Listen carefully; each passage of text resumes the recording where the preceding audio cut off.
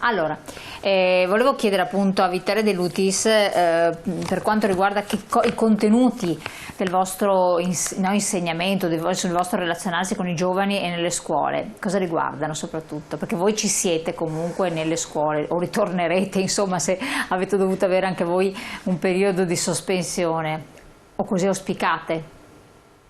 Sì, sì, in realtà l'anno scorso abbiamo fatto anche diversi interventi online, ma immagino che per i ragazzi non fossero proprio il massimo. E quest'anno speriamo di tornare in presenza con i nostri percorsi che sono anche lì abbastanza diversificati. Spesso noi ci teniamo soprattutto a incontrare i ragazzi e a cominciare proprio dal racconto di come è nato il movimento antimafia in Italia, i movimenti antimafia in Italia e anche quali sono le corrette definizioni, come andare al di là degli stereotipi e come anche guardare al contesto veneto e a ciò che succede nella nostra regione. Poi spesso parliamo con loro di ambiente, chiediamo anche ai ragazzi quali sono gli argomenti che più li interessano. Spesso per esempio ci fanno domande sulle sostanze stupefacenti, sul traffico, sul narcotraffico, e, insomma temi anche caldi proprio per i ragazzi. E quindi i nostri percorsi sono poi spesso volti a raccontare quali sono state le maggiori inchieste che hanno riguardato questa regione, a partire poi ovviamente dalla mafia del Brenta, che è stata una mafia autoctona che si è formata proprio qui e che insomma ha avuto una grande rilevanza nella storia di questa regione. Comunque spesso poi ecco, un'altra cosa che facciamo è parlare dei beni confiscati, perché comunque in Veneto ce ne sono 260 ancora in gestione all'Agenzia Nazionale e oltre 130 che sono già stati destinati al patrimonio degli enti territoriali, quindi c'è anche un dato oggettivo che ci dice che ci sono beni confiscati perché sono stati confiscati effettivamente durante le indagini. Chiaro. Grazie, grazie mille. A questo punto buon lavoro Vittoria, a te e anche a tutti i tuoi colleghi che collaborano in questo. Speriamo che possa essere anche un anno proficuo di risultati, a prescindere.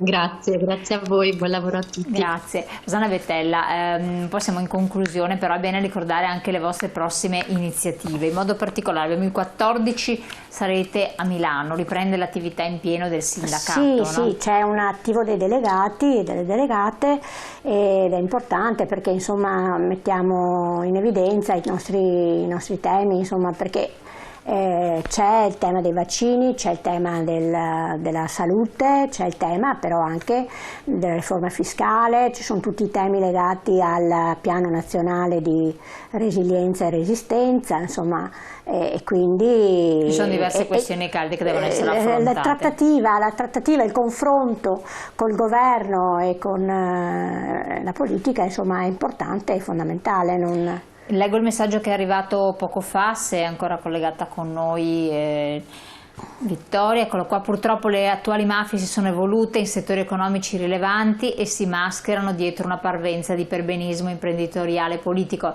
La Lupara ormai non esiste più, comunque brava l'associazione Libera. E quindi un riconoscimento da parte nostra. Sì, qua si fa riferimento soprattutto al Veneto, no? Perché è proprio nel Veneto, se si parla con i cittadini del Veneto, tutti pensano che la mafia qua non esista, no?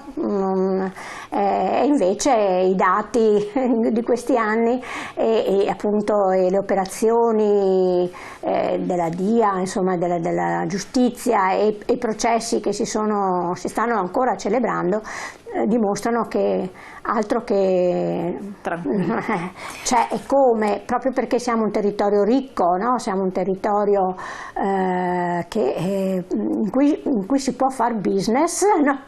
E in cui in più un territorio anche un crocevia di incroci malavitosi, criminali, anche a livello non solo nazionale ma internazionale. Assolutamente. L'altro incontro che voi farete, un'altra azione che farete il 25 settembre è una manifestazione invece a Roma.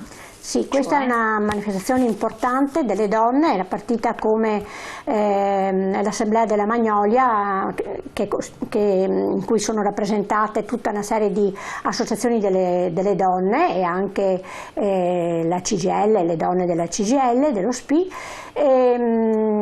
Però con il fatto drammatico dell'Afghanistan, no? Questa partita degli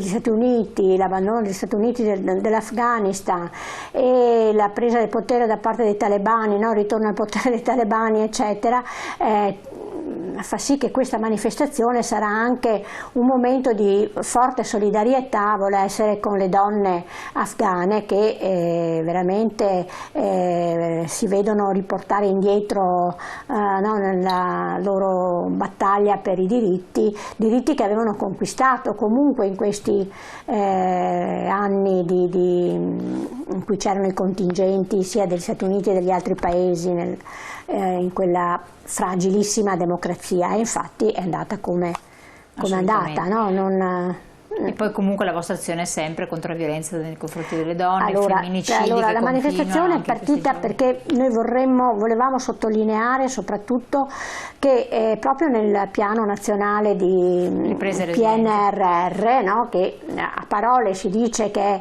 i temi delle donne sono in primo piano e trasversali a tutte le politiche, ecco, non vogliamo che restino solo parole, ma vogliamo che siano fatti concreti, e quindi è bene ribadirlo. Già ci sono dei segnali che non ci rassicurano in questo senso, e quindi essere in piazza del Popolo il 25 di settembre è una grande piazza, e quindi anche qua sarà la prima grande manifestazione dopo questi 2 anni, insomma quasi 2 anni e quindi vedremo un po' i risultati. Di mancanza di nostra presenza nelle piazze. Credo sia fondamentale e importante. Un altro messaggio lo voglio leggere prima che vediamo se me lo rimettono in onda.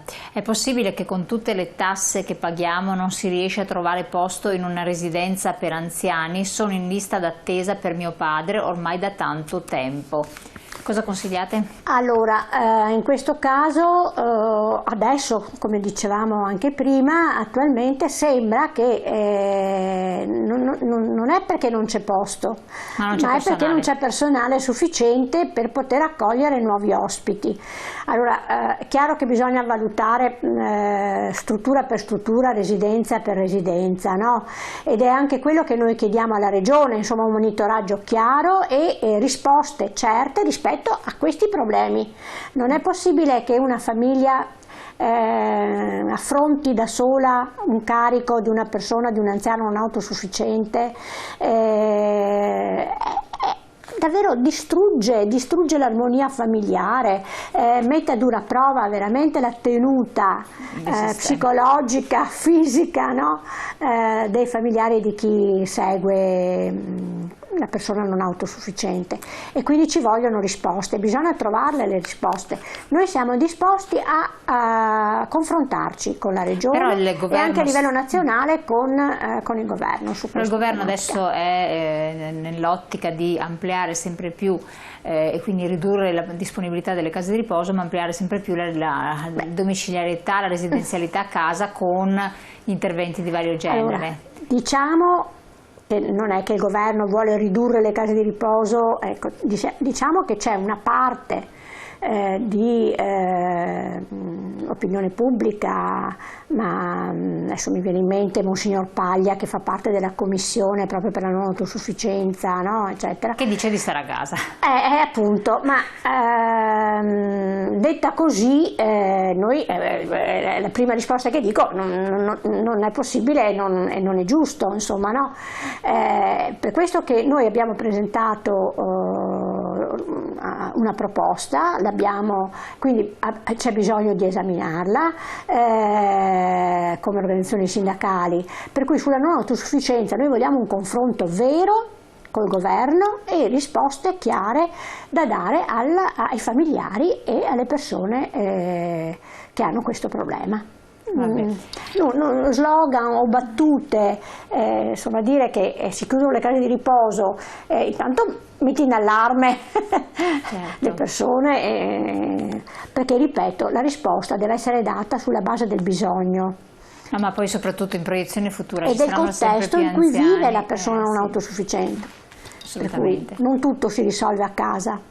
Esatto, e poi soprattutto sempre più persone saranno anziane, come avete anche voi dati a vostra disposizione, un numero sempre più crescente, ed è difficile assistere a tante persone delocalizzate in varie strutture con magari figli lontani, perché poi per trovare lavoro tanti giovani adesso vanno via e non è che torneranno per fare i badanti ai propri genitori. E sempre più anziani da soli poi, no? Tra l'altro, per cui bisogna anche da quel punto di vista, magari non sono anziani non autosufficienti, però fragili, anziani da soli, che vivono in questi appartamenti in cui anche il vicinato non è poco attento, quindi anche ricreare con pensioni in proiezione più basse, e questa è la cosa che viene da ridere, perché le pensioni future saranno più basse. Purtroppo se andiamo avanti così, con questi contratti di lavoro così precari e così, sarà una tragedia. Veramente. Allora, nelle prossime puntate parleremo anche della questione pensioni, perché si parla della quota 100 che verrà tolta, e anche opzione donna, quindi ci sono diverse questioni calde su cui alcuni telespettatori e telespettatrici ci hanno già scritto. Prossimo appuntamento, intanto rivolgetevi allo sedi dello CGIL presenti nel vostro territorio per farvi vedere la vostra posizione pensionistica, per chiedere tutte le informazioni, i supporti e gli aiuti di cui avete bisogno. Grazie ancora di averci seguito, grazie a Zanna Bettella, grazie a Vittoria De Lutis di Libera e grazie a voi, alla prossima.